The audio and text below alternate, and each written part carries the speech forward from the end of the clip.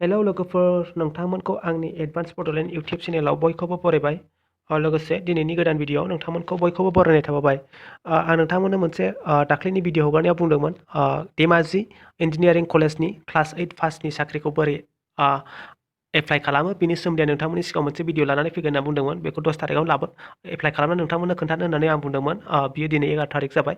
मैया बिनि सार्भारा अन जायाखैमोन, बिनि थाखाय सरि। आं नोंथांमोननो दिनै स्टेप बाय स्टेप खोन्थाबाय। नोंथांमोना भिडिअखौ फारि फारि नायलांबानो जाबाय बोरै एप्लाइ खालामनांगौ। आं बिनि सोमोन्दै नोंथांमोननो स्टेप बाय स्टेप खोन्थागोन। नोंथांमोना भिडिअखौ दानालासेनो नाय, नङाबा नोंथांमोना जेबो बुजिनाय नङा। आं बे पस्टनि बेसेबां पस्ट दं एबा बेखौ एप्लाइ खालामनो थाखाय बेसेबां पास जानांगौ, सोर सोर एप्लाइ खालामनो हागोन, बिनि सोमोन्दै सिगां भिडिअ खालामखाबाय। नोंथांमोना जुदि नायाखैबा बे भिडिअखौ आं डिसक्रिपसनाव होखाबाय। बे भिडिअखौ सिगां बानायनाय भिडिअनि डिसक्रिपसनाव बिनि लिंकखौ होगोन। जुदि नोंथांमोना नायाखैबा बे भिडिअखौ नायग्रोनो हागोन। बेयाव बेसेबां पस्ट दं बिनि सोमोन्दै एबा सोर एप्लाइ खालामनो हागोन, बेसेबां बैसो नांगौ बेखौ एप्लाइ खालामनो थाखाय आं भिडिअ खालामखाबाय। नोंथांमोना बेखौ नायनो हागोन। बेखौ एप्लाइ खालामनो थाखाय गिबियावनो नांगोन PRC माने पार्मानेन्ट रेसिडेन्ट सार्टिफिकेट। बिनि उनाव नैथियाव नांगोन जाहैबाय एज प्रुफ, नोंथाङा बेसेबां बैसोनि, बेफोरबायदि जेन'बा date of birth certificate, date of birth गैयाबा मेट्रिकनि सार्टिफिकेट आरो क्लास 8 जाय बिथांमोना क्लास 8 पास जाबाय बेखौ एप्लाइ खालामनो हायो। बिथांमोना बे डकुमेन्ट्सआवनो थाखागोन। जेन'बा मेट्रिकनि डेट अफ बार्थ सार्टिफिकेट गैयाबा मेट्रिकनि एडमिट आरो थामथियाव नांगौ जाहैबाय पासपर्ट। नोंथांनि पासपर्ट नांगौ, नोंथाङा नोंथांनि पासपर्टखौ आपल'ड खालामनांगोन। थामथियाव नांगौ जाहैबाय नोंथांनि सिगनेचार। नोंथाङा नोंथांनि नामखौ फुल लिरनानै नोंथाङा बेखौ आपल'ड खालामनांगोन, सिगनेचार।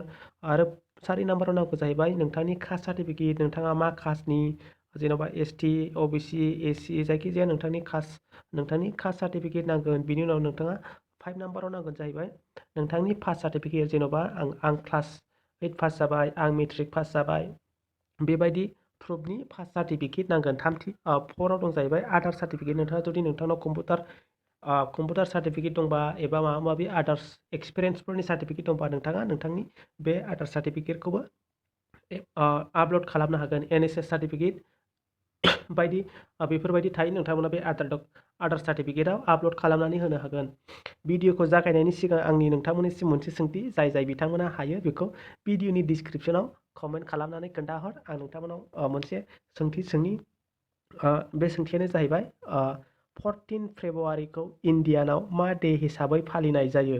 बेखौ नोंथांमोना जाय मोनथियो बेखौ नोंथांमोना भिडिअनि कमेन्ट सेक्सनाव थांनानै कमेन्ट खालामहरबानो जाबाय। सोंनाया खोनासंबाव नोंथांमोना खनसेबाव, 14 फेब्रुवारिखौ इण्डियानाव मा डे हिसाबै फालिनाय जायो? 14 फेब्रुवारिखौ 14 फेब्रुवारिखौ इण्डियानाव मा डे हिसाबै फालिनाय जायो? जाय बिथांमोना मोनथियो भिडिअनि कमेन्टआव थांनानै कमेन्ट खालामनानै खोन्थाहर। भिडिअखौ जागायनायनि सिगां आंनि नोंथांनिसिम मोनसे रिक्वेस्ट, जुदि नोंथाङा आंनि एडभान्स बड'लेण्ड इउटिउब चेनेलाव दिनैसो गोदान बोरैबाफोर नायसनबायदोंबा अननानै आंनि एडभान्स बड'लेण्ड इउटिउब चेनेलखौ साबस्क्राइब खालामनो थाखाय बेयावनो साबस्क्राइब बटन नुखागोन। लोगोसे साइडआव बेल आइकन फैबा बेलाव थुनानै अलाव होनानै ला, जाहाथे आं बिदिनो गोदान साख्रिफोरनि आपडेट, स्कलारशिपफोरनि आपडेट आरो जायखिजाया स्किमफोरनि आपडेटफोरनि भिडिअ हगारबा नोंथांमोना गिबिसिन नुनो हायो। बिदिनो आंनो गोबां भिडिअ हगारनाय दं, नोंथांमोना बिसोरखौबो नायनो हागोन। थ' जों दानिया भिडिअखौ जागायदिनि। सिगाङाव नोंथाङा नों बाहायग्रा जायखिजाया ब्राउजारखौ अपेन खालामनानै ला। जेनेबा क्रम ब्राउजार, नोंथांमोना क्रम ब्राउजारानो बानाय, क्रम ब्राउजारानो साबसिन। बिनि उनाव नोंथांमोना नैबे मोनथाम डट नुनायाव बेयाव क्लिक खालाम। क्लिक खालामनायनि उनाव ओरै बोखोनानै नै बाहाय डेस्कटप साइट नुनाय दं, बेयाव नोंथांमोना नैबे बक्सआव राइट सिन होनानै ला, बेबायदिनो जाहाथे बे डेस्कटप साइट जायो। बेनि उनाव नोंथांमोना गुगोल सार्च बाराव DTE टाइप खालाम। बेनि उनाव नोंथांमोना गुगोल सार्च खालामनायनि उनाव बेबायदि इन्टारफेस फैगोन। नोंथांमोना बे फार्स्ट पेजनियावनो नै dte.assam.gov.in आव क्लिक खालाम। क्लिक खालामनायनि उनाव बेबायदि इन्टारफेस फैगोन, नैबे अफिसियेल वेबसाइट। बेनि उनाव नोंथांमोना आरो बोख्लायथारनायनि उनाव नोंथांमोना नैबेयाव नुदों नै online application for various post of Dhemaji engineering college, बेयाव नैबे क्लिकआव क्लिक खालामनानै हो।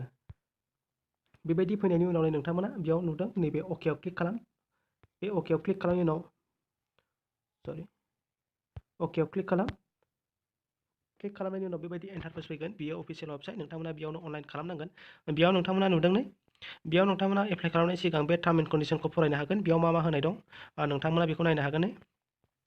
हाउ टु एप्लाइ होनाय दंखायो, भिजिट दा साइट होनाय दं। बे वेबसाइटआवनो भिजिट खालामनो थिनदों। बेयाव नोंथांमोना नुदों नै 2आव दं, click on the post name for new registration or click on the button new registration for new user and was the candidate login for existing candidate जुदि नोंथाङा गोदानै रेजिस्ट्रेशन खालामनोबा नोंथाङा बे पस्टफोरनि नामाव क्लिक खालामनो थिनदों नङाबा नोंथाङा निउ रेजिस्ट्रेशनाव क्लिक खालामनानै रेजिस्ट्रेशन खालामनो थिनदों आरो जाय बिथांमोना रेजिस्ट्रेशन खालामखाबाय बिथांमोना गावसिनि लगिनखौ आइडिखौ लगिन खालामनो थाखाय लगिनाव थुनानै लगिन खालामनो थिनदों माने बेयाव नैबे लगिन नुदों नोंथांमोना बे एप्लिकेशन आइडि आरो पासवर्डखौ होनानै नोंथांमोना लगिन खालामनो हागोन बेखौ होननानै बुंदों गिबियाव नोंथांमोना नैबे होनाय दं बेसिक डिटेल्सआव नोंथांमोना मा होनांगोन नै फुल fill up your basic information starting with the post category for which you are applying जुदि नोंथाङा माखौ एप्लाइ खालामदों बे पस्टखौ मोजाङै नोंथाङा बासिना लानो थिनदों बेयाव नोंथाङा नै 2 नाम्बाराव नुदों all fields are compulsory for all categories गासिबो पस्टनि थाखायनो बे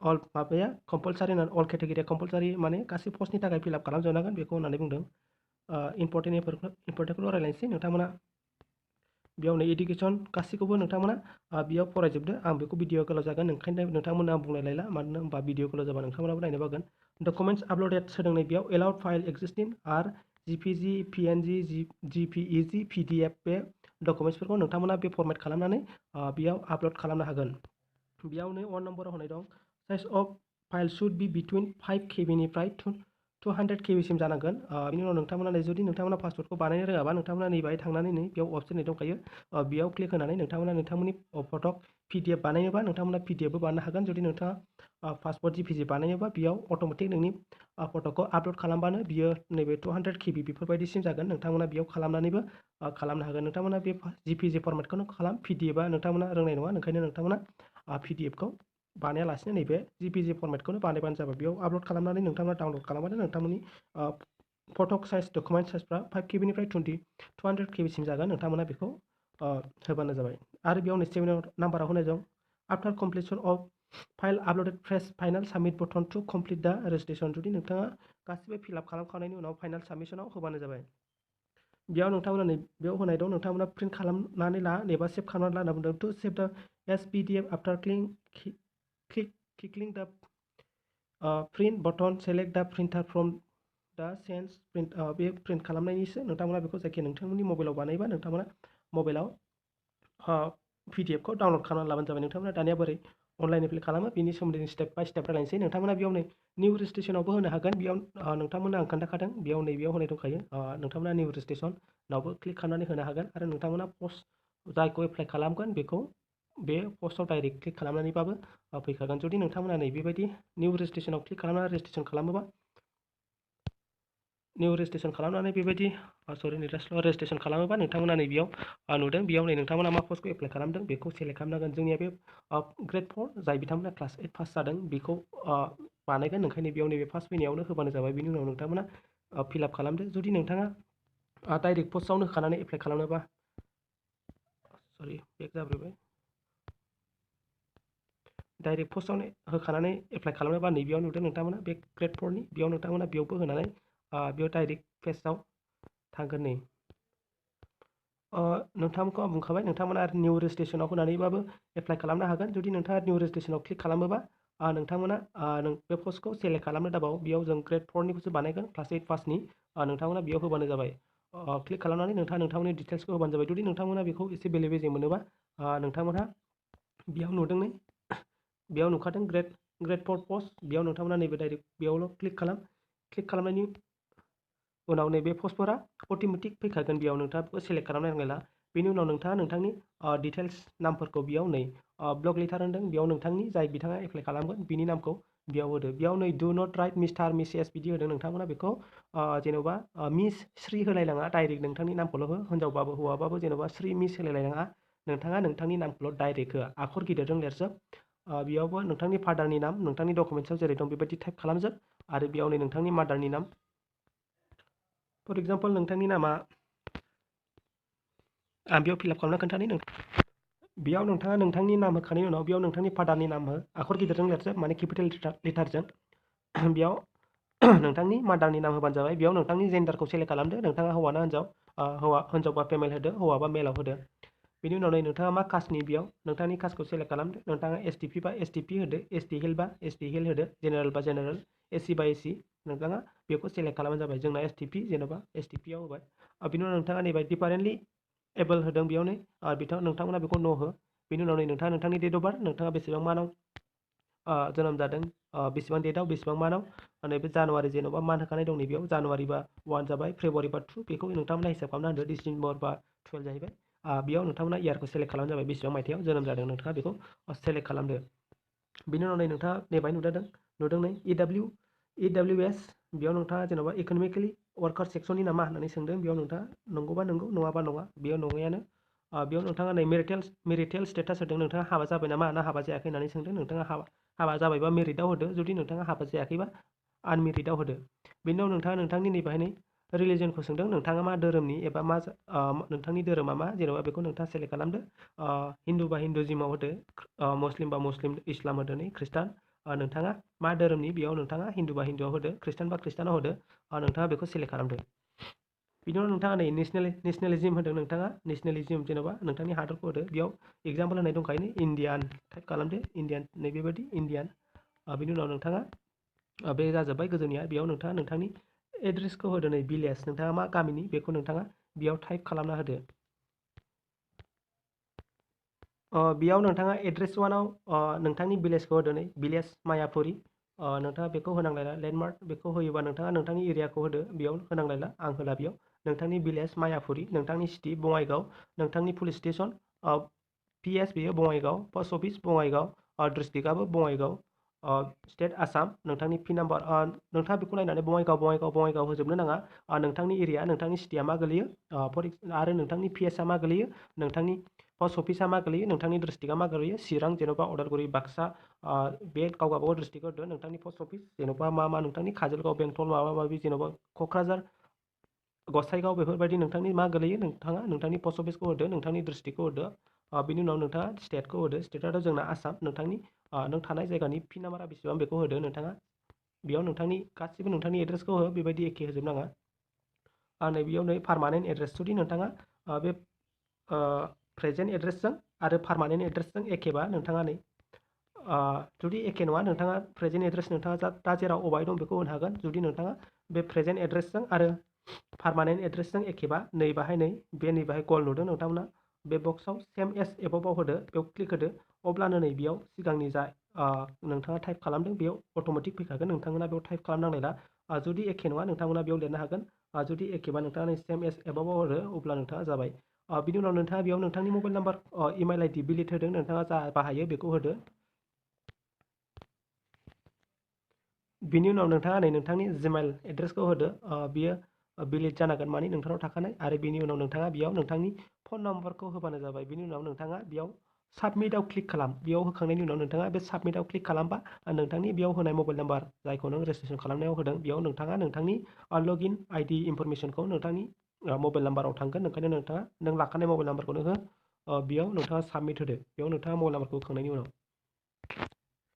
फिलआप खालामनायनि उनाव नोंथाङा नैबे साबमिटआव नुदोंना बेयाव साबमिट खालामदो बेयाव अब्लानो बे नोंथांनि रेजिस्ट्रेसन मबाइल नाम्बाराव बे नोंथाङा बेयाव जा मबाइल नाम्बारखौ होदों बेयाव मोनसे नोंथांनि लगइन आइडि पासवर्डफोर थांगोन नोंथाङा बे साबमिटआव क्लिक खालामदो